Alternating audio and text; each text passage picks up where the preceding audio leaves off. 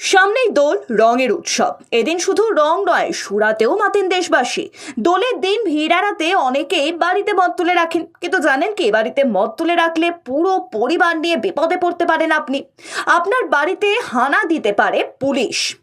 সেই পুলিশের হাত থেকে বাঁচতে গেলে জানতে হবে বেশ কিছু নিয়ম। আপনি বাড়িতে রাখতেই পারেন মদ, কিন্তু সঠিক পরিমাণটা আপনাকে জানতে হবে।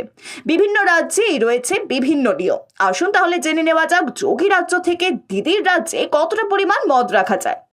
উত্তরপ্রদেশ, আপনি সর্বাধিক 4.5 লিটার পর্যন্ত মদ রাখতে পারবেন, অর্থাৎ ওই রাজ্যে আপনি সর্বোচ্চ 6 বোতল পর্যন্ত মদ রাখতে পারবেন।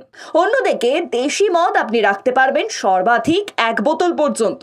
দিল্লি, দেশের রাজধানীতে মদ রাখার পরিমাণ অনেকটাই বেশি। সেখানে বাড়িতে সর্বাধিক 18 লিটার পর্যন্ত মদ রাখতে পারবেন। মদ বলতে এখানে বিয়ার এবং ওয়াইন দুই অন্তর্ভুক্তই করা হচ্ছে। অন্যদিকে রাম, হুইস্কি, ভদকা বা জিন বাড়িতে রাখা যায় সর্বোচ্চ 9 লিটার পর্যন্ত।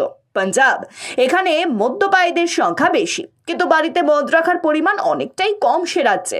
পাঞ্জাবে কোনো ব্যক্তি দেশি বা বিদেশি কোনো মদ সর্বাধিক 2 লিটারের বেশি রাখতে পারবেন না। হরিয়ানায় মদ রাখার পরিমাণ অনেকটাই বেশি। সেখানে কোনো ব্যক্তি সর্বোচ্চ দেশি মদ 6 বোতল পর্যন্ত রাখতে পারবে। অন্যদিকে বিদেশি মদ রাখতে পারবেন সর্বাধিক 18 বোতল পর্যন্ত।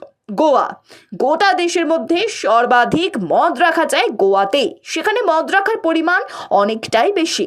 ওই রাজ্যে কোনো ব্যক্তি নিজের বাড়িতে 18 বোতল বিয়ার এবং 24 বোতল পর্যন্ত দেশি মদ রাখতে পারে। মহারাষ্ট্র, এখানে মদ রাখার পরিমাণ কিছুটা কম। সেখানে কোনো ব্যক্তি নিজের বাড়িতে সর্বাধিক 6 বোতল পর্যন্ত মদ রাখতে পারবেন।